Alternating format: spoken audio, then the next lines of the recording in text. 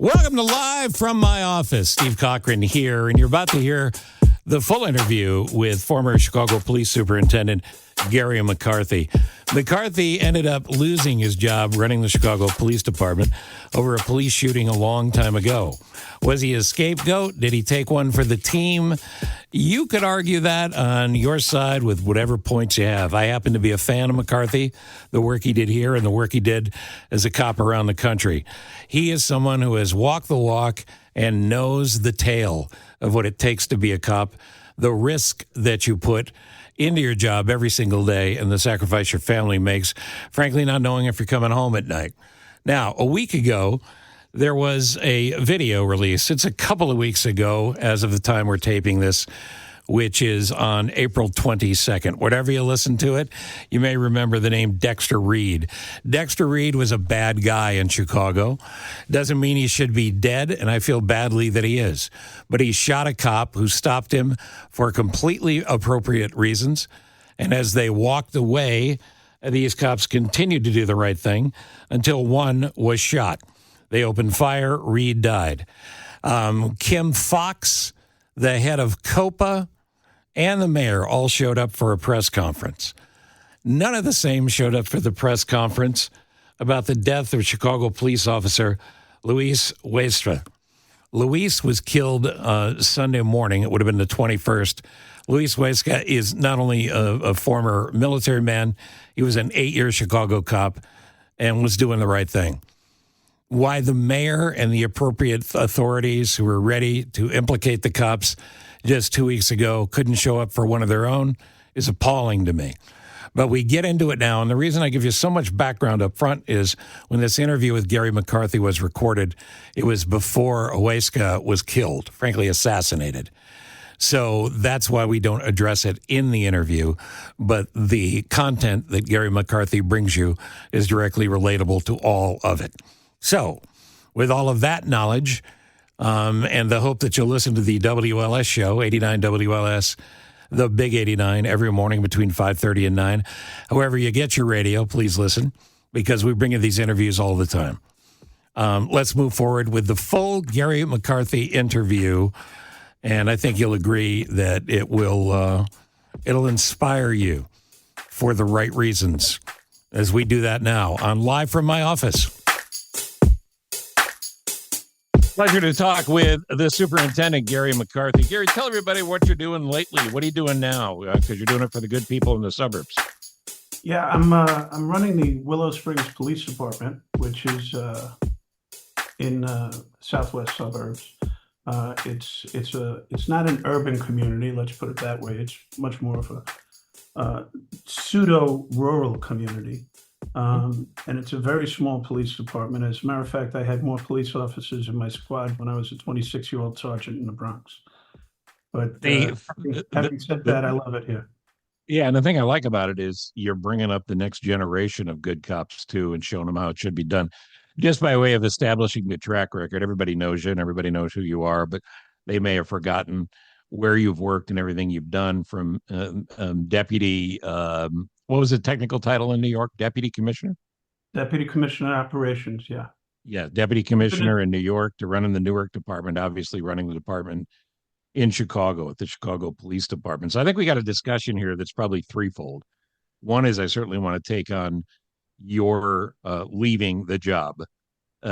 Two is what police have to deal with now in doing their job, because nobody knows that better than you. And why don't we start with what happened last week? And that's Dexter Reed, this really messed up, troubled young man, as the Chicago Tribune put it, and another police video that was released. So what do you know about the Dexter Reed case before we get to the video? Well, there was a reporter who got a version of all the videos, all the cameras, and made sure that I had it. And we did a quick interview right after the videos were released. The only things I know is what I'm seeing in the press. And, I'm very confused and disappointed by the way it was presented by the administration in Chicago to the public. I'm still uncertain why the police superintendent was not at that press conference. Mhm. Larry Snelling, I'm not sure what's going on there, but you know, I get asked this question probably 10 times a day. Yesterday, I played golf with a whole bunch of friends of mine, so I got asked this question about 30 times yesterday. You Sure. know, what's the deal with it? And I say very simply, don't shoot a police officer, Right. because we're trained to mitigate the threat. And that's when you stop shooting. Yeah, Um, and mitigating the threat is a really important part of this story because a core question that comes to everybody's minds is the lazy, underfunded reporting that goes on now. And I'm slamming the media for this because there are people who are working in A-line reporting and anchoring positions now who 10 or 20 years ago wouldn't have been hired. They don't have the experience, they don't have the connections, they don't have the networking. And if we heard about some of these stories going on where a cop to defend his or herself fired 3 times and not 16 times, to me, it would still be the same story. It's just the number of bullets is the flashpoint. And that's what the media jumps to immediately.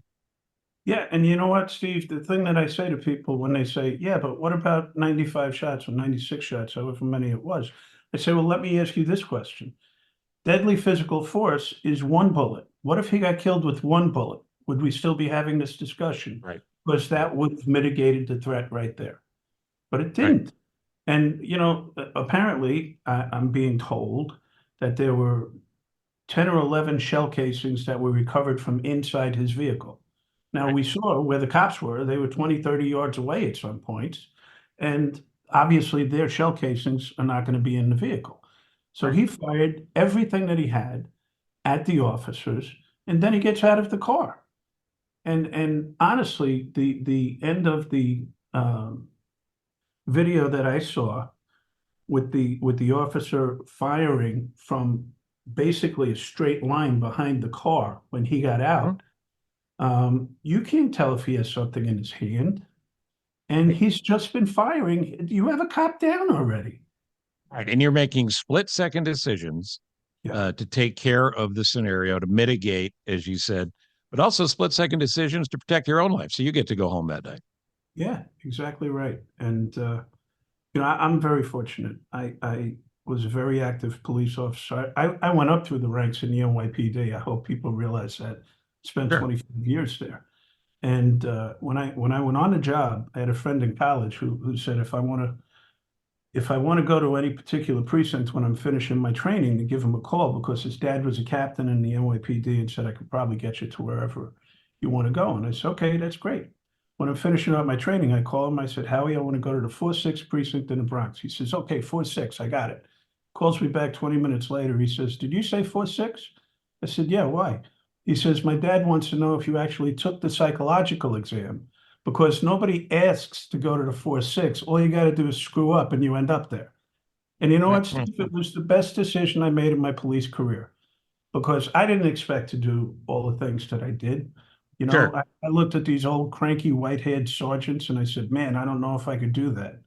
But at the end of the day, if you're going to own a restaurant, you got to work in the kitchen first. You got to Yes. build tables and you have to learn the business from the ground up. And you know, I made an awful lot of arrests. I was a very active officer. I was a guy who old timers didn't want to work with because they thought I was a black cloud. You know, at one point, two guys got into a shootout right over my vehicle. And I was like, hey guys, you got to cut that out. That's you could take somebody's eye out with that thing. And Right. Right. Right. yeah, so I mean, Well, I mean, and the thing is, what you describe is what good police leadership to me is, and good leadership in general. But in the case of the police, if you're not working the toughest neighborhoods, how are you learning the job? you can't. You can't. And you know what though, Steve? The other thing that it gave me was a confidence. I used to go on patrol when I was superintendent every Friday or Saturday night. And I would do the circuit. I would go all the way down south, come around up the west side and hit all the really bad precincts, Right. all the toughest districts. And my best conversations with police officers were at 4 o'clock in the morning on street corners in Englewood and West Lawndale. Sure. And they appreciated it because they knew that I appreciated them being out in the field with them and on the front line whenever I could be. and literally the front line. The Tribune story about Derek Reed paints a much different picture than a lot of you may know or think. The footage and the camera you're talking about shows officers getting out of an unmarked police vehicle, weapons drawn, and repeatedly ordering Reed to roll down the SUV's tinted windows. He initially complies. He doesn't roll down the passenger window. Moments later, Reed appears to shoot the CPD officer standing on the passenger side. The other four officers then do as they've been trained. They open fire, and Reed exits the vehicle and eventually falls to the pavement. And it's unclear whether he was still firing at that point. But this is not, and God bless him, but this is not a kid who was a choir boy. He was a very troubled young man, in and out of trouble all the time. He had been engaged in other incidents. He was shot and seriously injured previously in the commission of a crime. And what really makes me crazy is when I see quotes like this. Sharon Fairley, a professor at the University of Chicago Law School and a former chief administrator of COPA, and we'll talk about what COPA is in a second, said each of the four officers who fired their guns are going to be required to explain why they expended each round they fired. Here's her quote. The idea here is that the officer can't just discharge a firearm just because the colleague next to him or 10 feet away from him is discharging. They have to be able to identify a threat and use force and why they're using force in response to a specific threat themselves.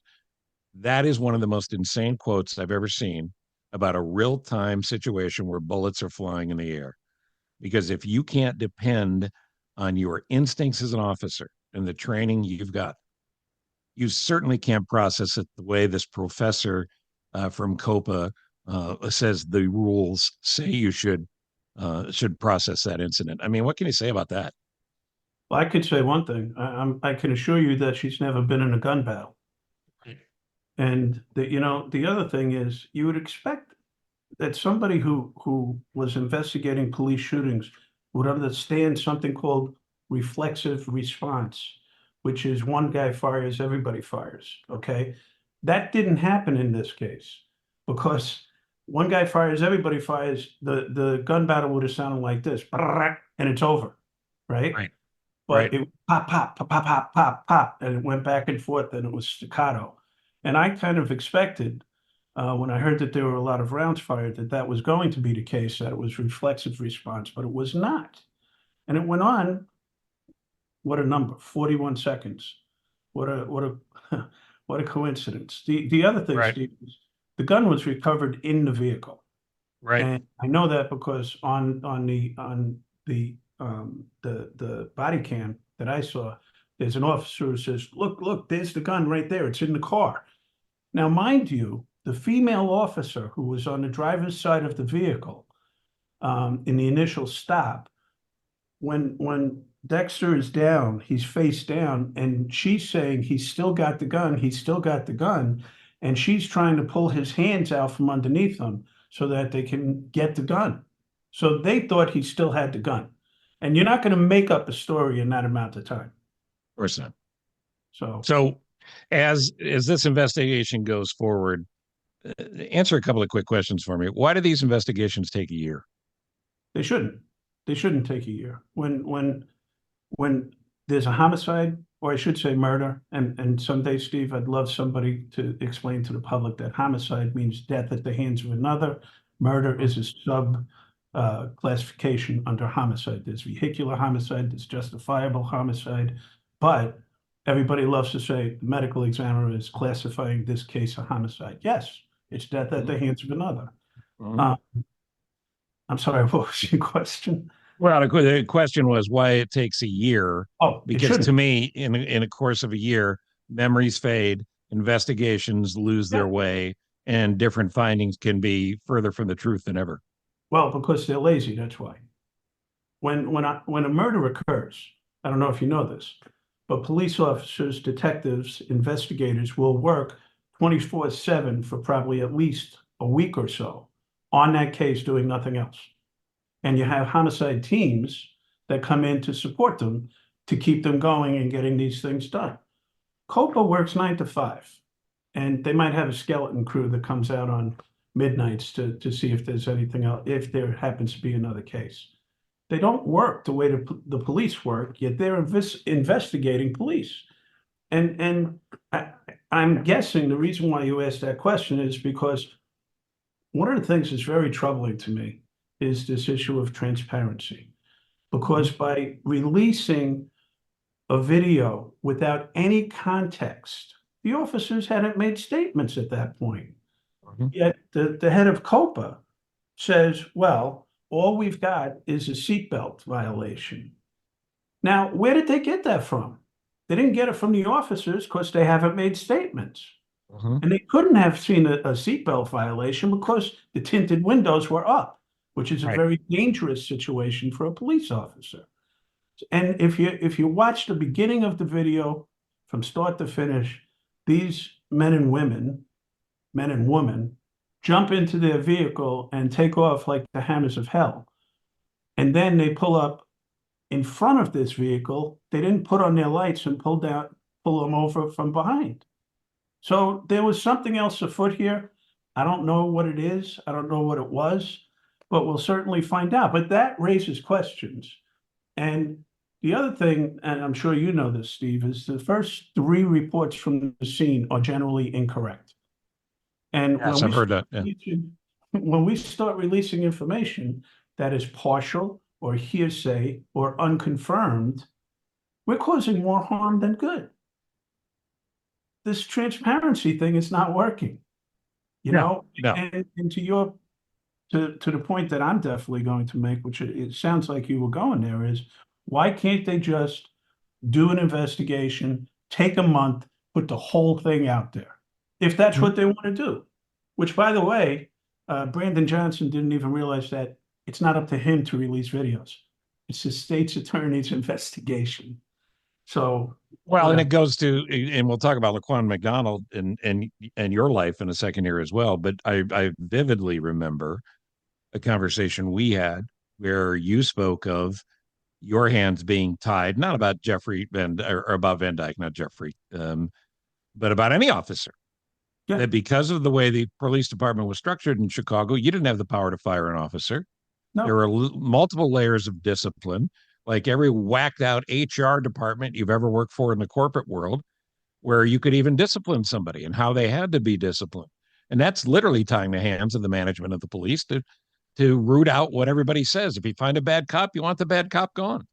yeah, and just to put a point on that, as superintendent, and I believe it's the same way today, I could only make a recommendation for a suspension of 30 days or more or termination to the police board.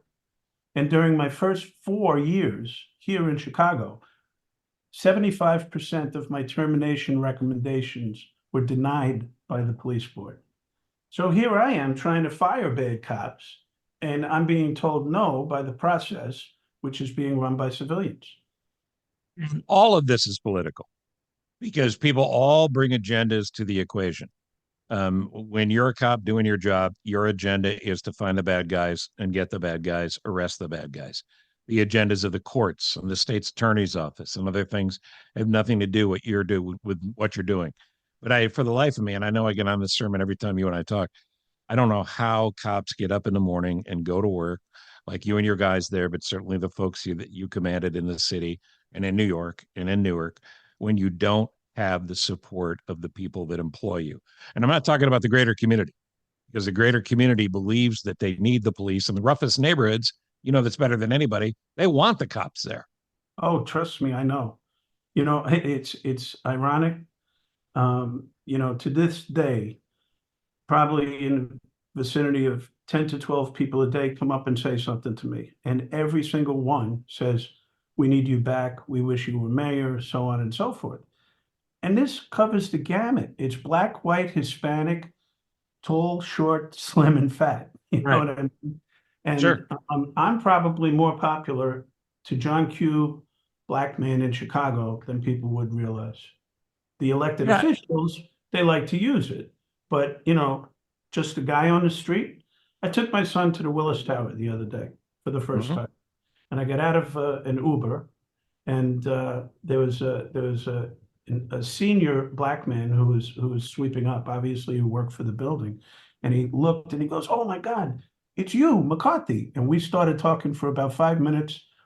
Another man who was an usher at the Willis Tower came over, same thing, another black man.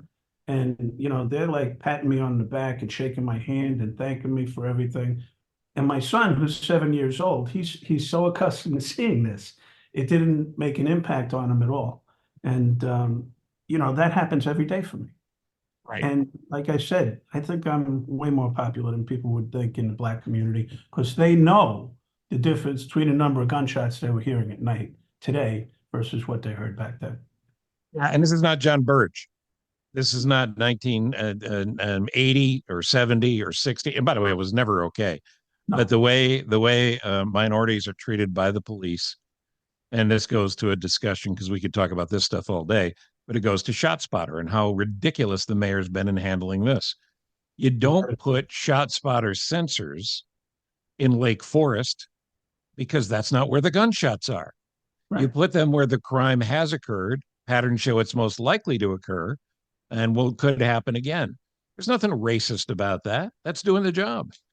Well, this is typical political backlash. And, I always said that we're not taking the right medicine for what ails us. And if you go back and we've had this discussion, the Adam Toledo shooting, he's on the street with a gangbanger who's firing shots at 2 o'clock in the morning on a Tuesday, which I think even in Chicago is a school night. A 13-year-old kid hanging out with the senior gangbanger. Gangbanger turns and gives the gun to the kid who runs from the cops. Nothing good is going to come from that. Exactly. So instead of trying to figure out how to keep a 13-year-old off the street at 2 o'clock in the morning on a school night, instead of trying to figure out how to keep that kid away from a senior gangbanger and not running with a gun from the police, what are we going to do? We're going to eliminate ShotSpotter. What? You know what? Exactly. You have cancer. Take an aspirin. Right. Right. Why take away tools that the police department says they need? And the most ridiculous argument there again comes from a college professor, this one at Northwestern, who again hasn't been involved in a gun battle, who said, well, our studies show that ShotSpotter only results in convictions about 10% of the time. You tell me any of those neighborhoods that don't want police responding, even if it's a dumpster door closing, because it might be a shot. Of course they do. Yeah, and unfortunately, because there's so much of it in the disenfranchised communities, generally, they might not even call 911 for shots fired because they're so accustomed to hearing them. And that's not their fault. It's just the way it is. This all ties back into what happened with you after 4 years of running the Chicago Police Department. No, I And made it to five, Steve. I made it to five. it wasn't full five. Okay, congratulations. We're sorry we didn't get you a lunch. And the Laquan McDonald case. Laquan McDonald was a kid that also had a tremendous amount of troubles going on in his life. And you said from the beginning, your heart hurts for all of these kids who are messed up and get into these positions and make terrible choices that could end up costing them their lives.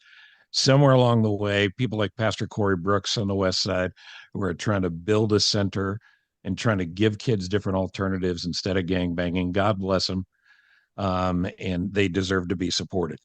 But when this all went down, you have a little bit of history that you can explain in the shortest possible way with Mayor Emanuel and how he hired you and what your relationship was in running the city on the police side.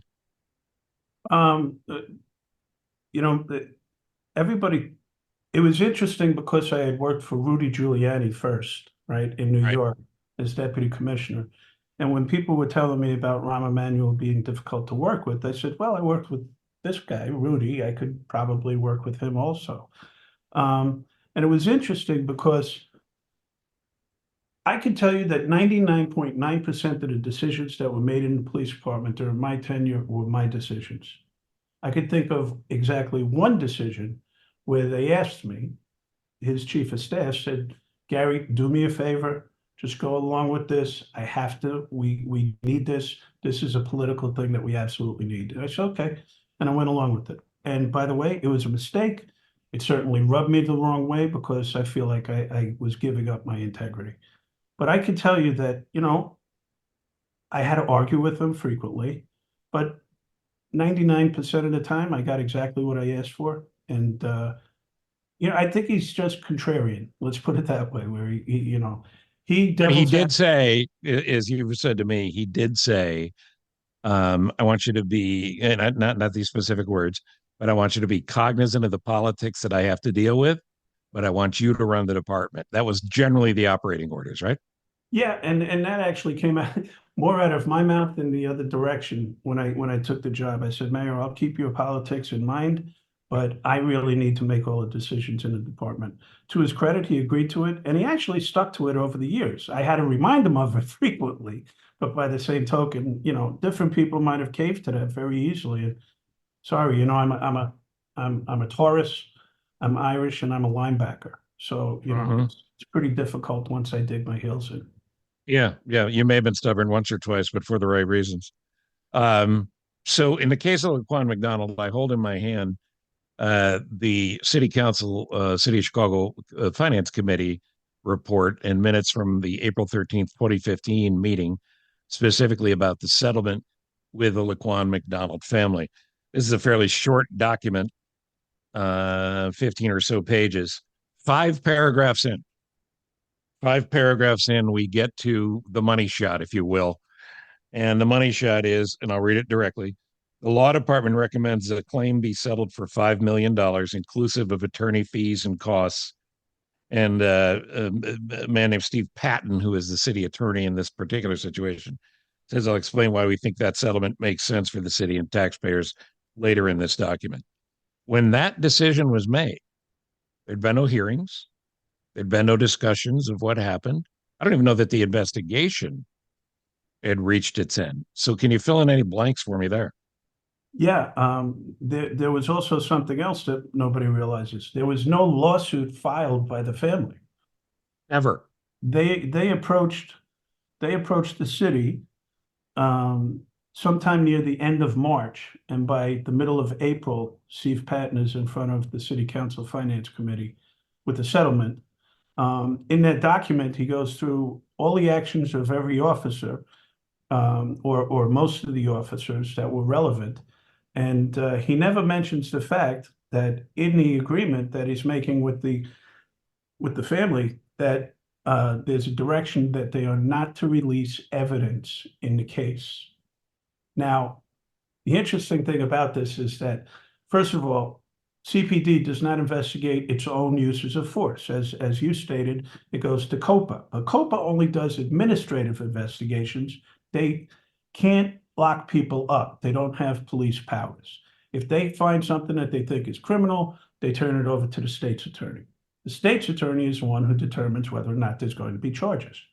In this case, Anita Alvarez took a severe hit because the U.S. attorney at the time, Zach Farden, impaneled a federal grand jury, which supersedes the state's grand jury. Sure. Anita's waiting for Farden to make a decision. He doesn't make a decision. A judge orders that the agreement with the family gets overturned and the video will be released. The agreement was made between Steve Patton and the lawyers for the family of Laquan McDonald. On the civil side, the criminal investigation is still ongoing with the state's attorney and the U.S. attorney. Anita makes a decision that she's going to announce charges against Van Dyke when she hears that the video is going to be released because she knows it's about to hit the fan. Farden never finishes his grand jury. In 2022, the U.S. attorney released a statement saying that they determined that they were not going to file any charges. 2022. The shooting happened in 2014. So Years. Unbelievable how the system actually functions. And then we wonder why it's all screwed up. Yeah, well, a complete dereliction of duty. Yeah. But to get back to the release of the video, you've stated on multiple occasions you knew it was a problem for the entire time, but you aren't able to release the video. It doesn't fall under your purview. And in this city council meeting where the $5 million payday is announced up front, the layout of the what led to the shooting specifically, in my view, defends the police actions almost entirely. And the McDonald acted in a way that made him a significant threat. It was only a few feet from Van Dyke when Van Dyke opened fire. Now, we can talk about the shots, and we will. But by the same token, the police did their job as I see it here. Do you read anything in this report that says differently? No. And seeing so the shooting happened on a Monday night, and I would have my executive staff meetings on Monday, Wednesday, and Friday. Um, so we didn't have another executive staff meeting until Wednesday. And whenever there was a police-related shooting, I implemented a system where the executive staff at the same time would get an update and a review of any police-related shootings that had happened in the prior couple of days. So I got a phone call Monday night telling me that we had shot a kid with a knife on the southwest side, and that was pretty much it. So when I spoke to Ron the next morning at 6 o'clock, because he called every morning at 6 o'clock, I told him that had happened. I said, I'll get you details when I have more. Wednesday, when I saw the video, first of all, it was a deafening silence in the room. But I asked the question, I said, how many, because there was no audio on it. I asked the question, how many shots did he fire? And they said 16. And I said, you mean he didn't even save one for himself if he got captured? I mean, and I might have thrown a couple of expletives in there. I got up from my seat. I walked inside and I called the mayor and I told him, I said, we have a problem. And I told him there were 16 shots fired. The video is horrific. We got a problem. And there was a deafening silence on the phone. Real long, pregnant pause. And then he said, is there anything else going on? That was the end of the conversation that I had with him. And you knew it was a problem. You stated it was a problem at the time. Yep, absolutely. So this, again, the details of this is laid out implicate nobody other than the shooter and the decisions he made in the end. And that the report, as it was laid out, to me, there's two things that jump out. One is the payment before anybody says anything in a separate conversation with the family. In other words, in TV, hour-long drama terms, make it go away. Right. Just make it go away. And the city has paid millions and millions over and over again to do just that, frankly, to serve politics, but not to serve the people of the city of Chicago. And each time it happens, it's a kick in the crotch for every cop that goes out there and has taken one for the team, literally. When you left as a superintendent, Rahm Emanuel said, if I remember the statement correctly, this has nothing to do with performance. It's about trust in the police department. What do you want to say about that? Oh, it's interesting because when he called me in, he asked me, he called me in on Monday, and it was November 30th, I guess, because on December 1st, if you remember, on the first of the month, I would generally do early press, and I'd bounce from all the different stations to the next ones. And he said to me, so Garry, what are we going to do? And I started explaining to him what I had been doing for the previous couple of months, which was a community relations strategy. We had narcotic strategies, we had gun strategies, we had robbery strategies. Nobody ever had a community relations strategy, which we put together, where I went around the city talking to various communities, asking them what they expected from the police and what they wanted. So I started explaining all of this to him, and he said, wait. He says, you know what, Garry, let's talk about this tomorrow. But first he said, what are we going to do? And I said, about what? And he says, well, 40% of the city doesn't trust you. I said, who is that? He says, the African Americans. And I said, no, they don't trust you. And he said, yeah, well, what are we going to do? And that's when I explained the strategy. And when he told me, let's talk about it tomorrow, the hair on the back of my neck stood up. This is not my first rodeo. I know what's going on here. Right. And actually on Sunday night, I had a conversation with him. So Sunday night, I have a conversation with him. When I hung up the phone, I told my wife, Kristen, I said, I'm going to get fired. Monday, he calls me in. Tuesday, in the middle of my interviews, he calls me in and he says, come on in, let's talk. And I told him, I said, look, I'm going to WGN. It's my last interview. I said, you want me to skip it? And he said, yeah. I said, okay. I looked at my driver and I said, okay, let's go get fired. And I went into his office and I said, I guess you don't want to hear the plan. And he said, no, I don't. I think you should resign. It's in the best interest of the city. And went on like a 2-minute diatribe. And when he was all done, I said, no. He said, no, what? I said, no, I'm not going to resign. I didn't do anything wrong. And, here's the other thing, Steve. Monday morning at 5 o'clock, when I get in my truck, my press guy is in the back seat and he hands me a copy of the Sun Times. And there's a front page editorial by Jim Kirk, right? I think he was there. Yep. Runs cranes now. Calling for my resignation or termination, using pretty much the same exact words that Ram used on Monday afternoon. Really quite a coincidence, don't you think? Yeah, very much so. Each one of the news stations that I went to, the first thing that the reporter did was they would hold up the paper and say, are you going to resign? And I told every one of them, I said, no, I didn't do anything wrong. I'm not a quitter, and we're going to get by this thing. And when I went back to Ron's office and he asked me to resign, and I told him no. He called in his guy, David Spielfogel, who tried to talk me into resigning. I said, no, I'm not doing it. He says, well, I want to tell people that we came to this decision together. I said, well, we haven't.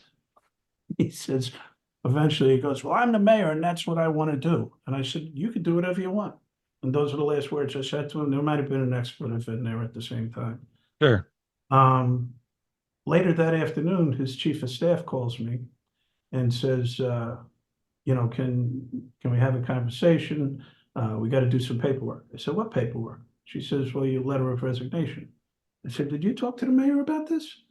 And she said, yeah, but it's not happening. This went on for 17 days. Every day. That I did not know. So they kept waiting and coming back to it. Yeah, they kept calling me and saying, are you going to resign? Are you going to resign? And I said, no. And that was on December 1st, when he, quote unquote, asked me to resign.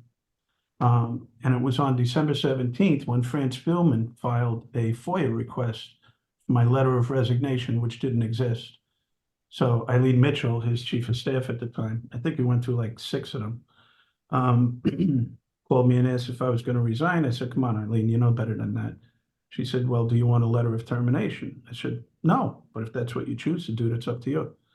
So I got a letter of termination signed by Eileen Mitchell, not even by Ron. Well, you never signed it.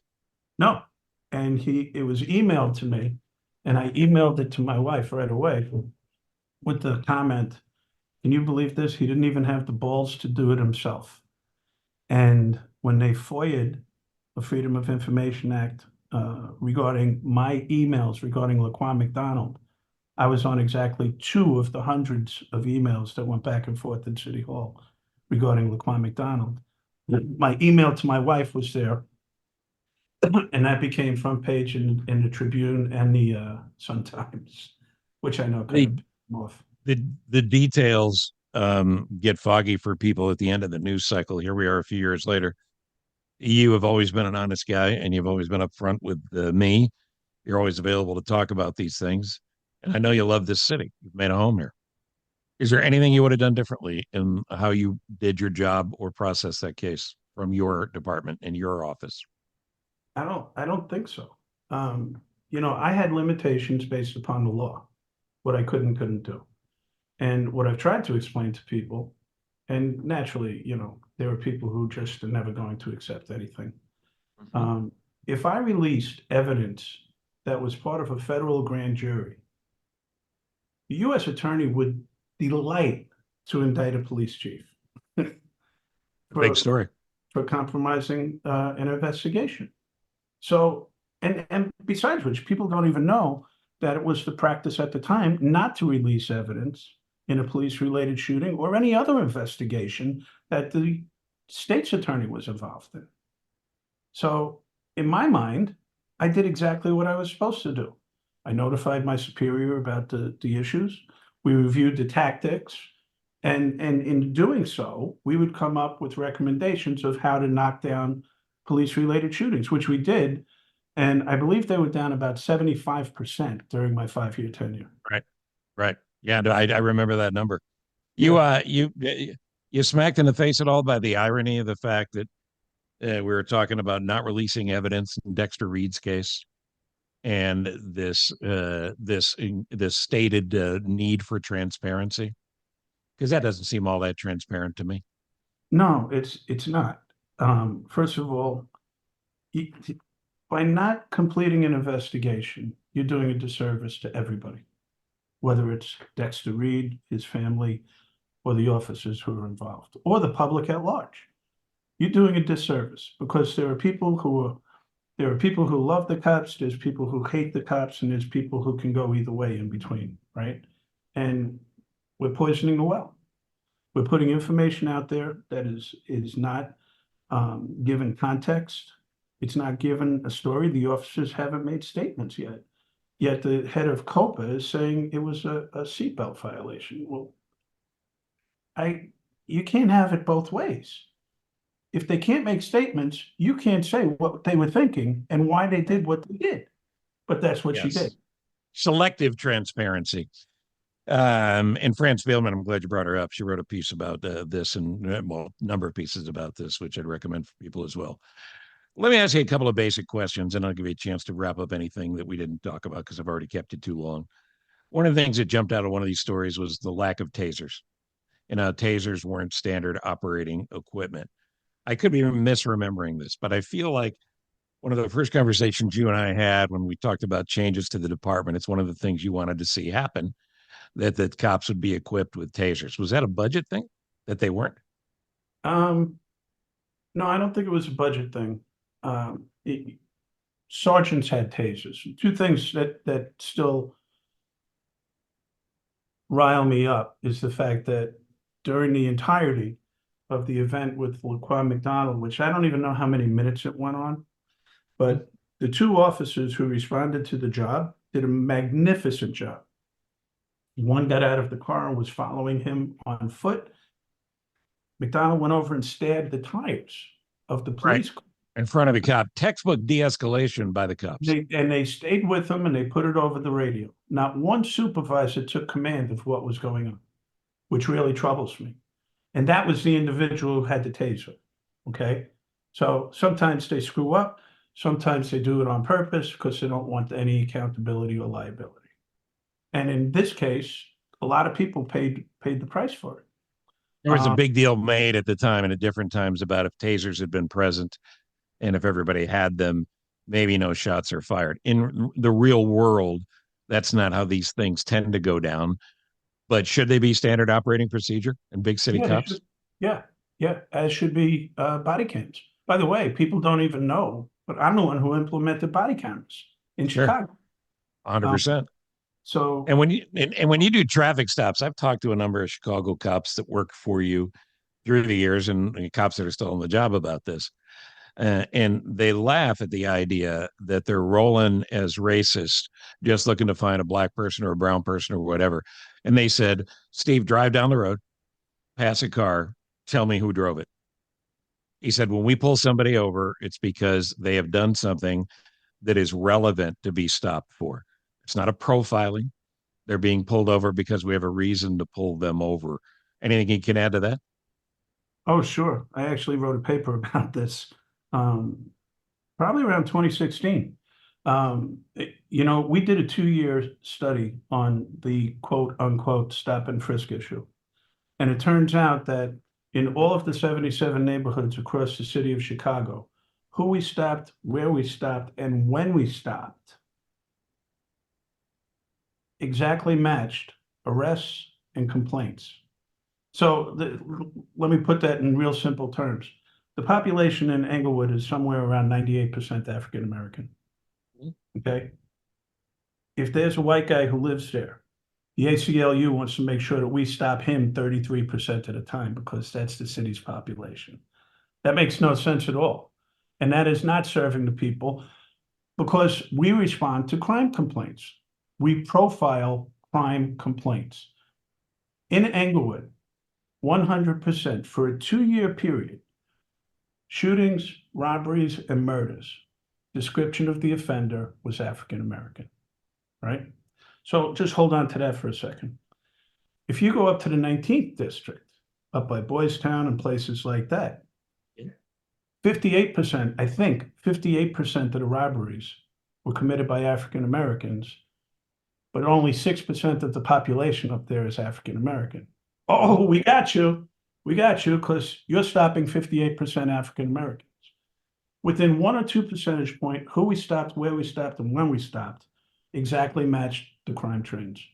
That's why in 2013 and 2014, we had the lowest numbers in the city since 1965.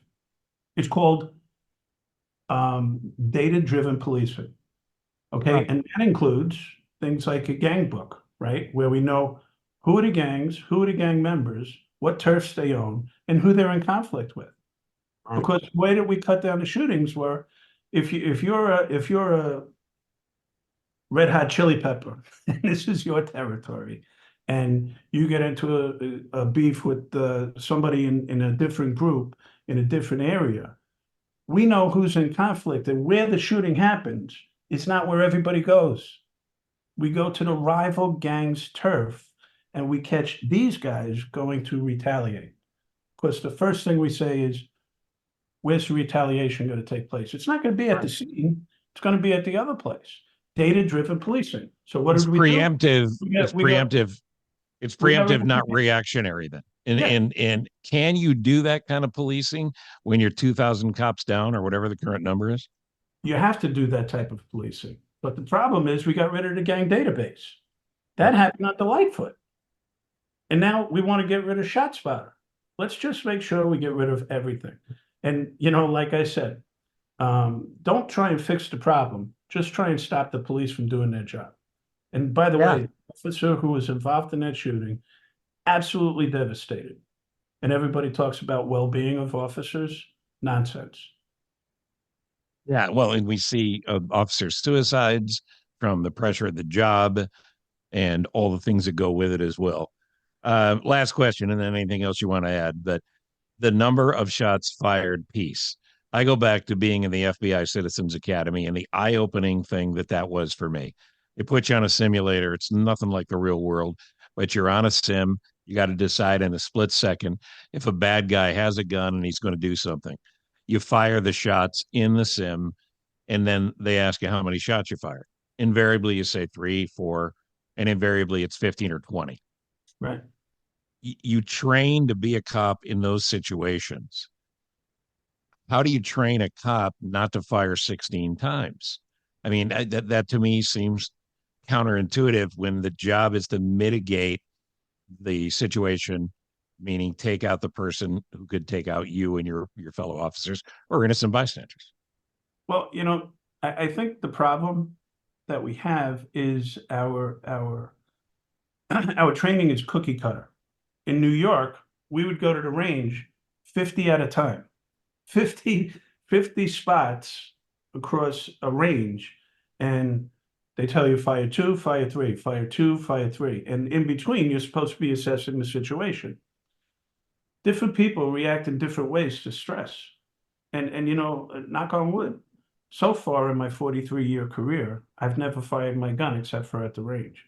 And I made lots of gun arrests, let's put it that way. Amazing thinking about where you've been. Yeah. As a matter of fact, I made 5 gun arrests as the superintendent. There's nothing like it, quite frankly, because you did something good. But there was one time where I thought I fired a shot and I didn't, because I'm pulling the trigger, and all of a sudden I realized there's somebody sitting on this car, and the gun went up in the air. I thought it was the recoil, and we had revolvers at the time.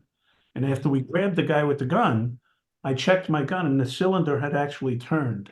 That's how far I had pulled the trigger, but I let it go. So that's the closest I ever came, although there were a number of times that I came almost that close. But different people react to stress in different ways. I've always had this thing, and maybe it's from playing a lot of sports, that in stressful situations, it's almost like things slow down for me. It's like a high-speed camera. When that camera's going, you look at it and it's in slow motion. And all the crises that I've been involved in over the course of my career. So, not everybody has that experience. And I'm not ever going to make an excuse for an officer I'm never going to make an excuse for Jason Van Dyke. I'm never going to make an excuse for it. But I also understand that he probably didn't even realize he fired 16 shots, just like Right. you just said. Yeah, the But reaction is and everybody is different in how they do it. And I assume over the course of an officer's career, you can find out in incidents that hopefully don't lead to what happened in the Laquan McDonald case if somebody is not right for that job and yeah, maybe they do something else. and the other thing, Steve, and I want you to go back and take a look at the video of that shooting, and I'm sure you can Mhm. find it.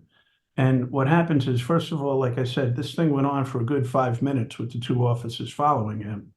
And then, you see Laquan McDonald's back and he's in front of the car, and you see a police car pull up in front of him. And when he turns towards him, they take off. And then another car pulls in from a different direction into the same exact spot. That's Van Dyke, who gets out of the car, and he's in a tactically inferior position, and he fires. Good tactics prevent bad shootings. Yeah. So, So that's a violation of the training that for yeah. whatever reason he didn't execute it at that point. Is there anything we didn't cover? Um, I just want to kind of make it clear because you talked about the City Council Finance Committee. Steve Patton did not tell the City Council Finance Committee that there was an agreement not to release evidence in the case, i.e., Never brought it up. He never brought it up. never brought it up. Yet, in the agreement with the family, it's paragraph 5, just like the money, paragraph 5, that they are not going to release anything to the public. So Patton, in that City Council Finance Committee, tells him that Van Dyke acted within the scope of his authority. Now, I'm sorry, but I know that murder is not within the scope of an officer's authority. And a year later, when Patton's leaving, he does an exit interview with Fran Spielman. Again, she comes up. I'm going to have to give Fran a call, right? All right. Um, he does an exit interview where he says, and this is pretty much a quote, he says, "I thought then, and it's been borne out now, that it was a case of murder." Well, that's not what he told the City Council Finance Committee. I don't know. The word And murder it's never right came here. up. And it's right there in black and white. It So exists on the page. the entirety of that cover up is right there. They got $5 million and were asked not to release the video, which they agreed to, which is why a judge had to unseal the video. Nobody ever asked the question, why did you need a judge to unseal the video? Right. It And was there's your done on answer. it was done on the civil side, not on the criminal side. And I wasn't even in charge of the criminal investigation.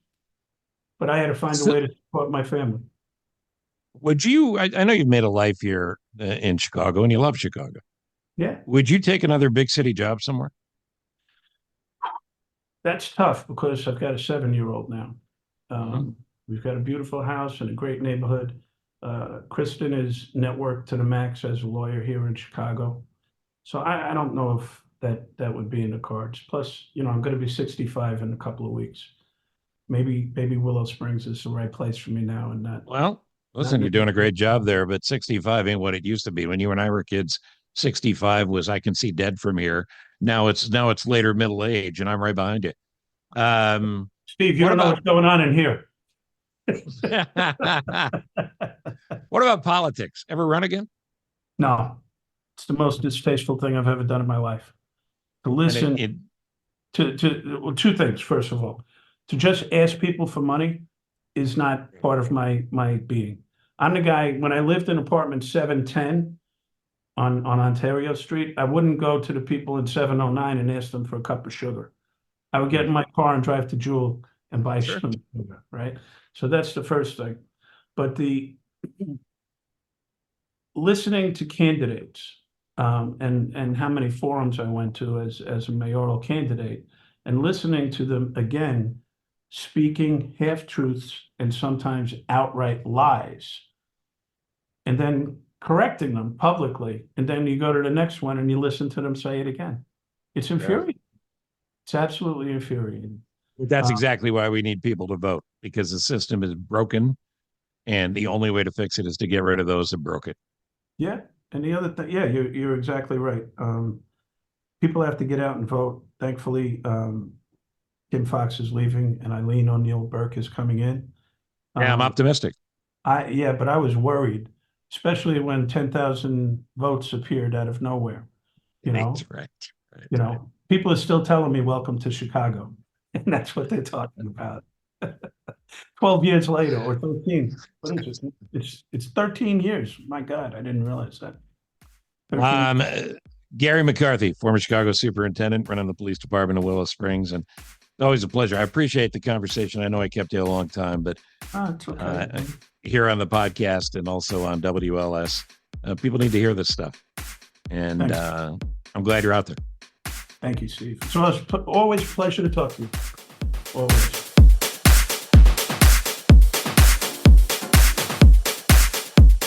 Former Superintendent McCarthy will be back. He's a good guest. He always is available, and he says what needs to be said, the truth, and the truth about being a cop in the city. And it doesn't just have to be Chicago. It could be New York, where he was a cop forever. It could be Newark, where he served. It could be wherever you have police who do this in small towns and large. So thank you to Superintendent McCarthy, Chief McCarthy now in the burbs here in Chicago. In the meantime, wherever you listen, I thank you for listening. I thank Ross Cochran for being the producer of Live from My Office, and I hope you'll listen next time. Another big-name guest will join us then. And we'll see you on 890 WLS every morning between 5:30 and 9, however you get your radio. Subscribe, rate, review the podcast, download it, show your grandfather or your grandmother how to do the same, and we'll talk to you next time on Live from My Office. Thank you for listening to Live from My Office, a service of Monkey Run Productions. All rights reserved. The podcast is hosted by Steve Cochran, and it's mixed, edited, and produced by me, Ross Cochran. Steve is available for corporate speaking gigs. He would love to MC your event, and occasionally, he's funny. Thank you for listening. Head to cochranshow.com for more.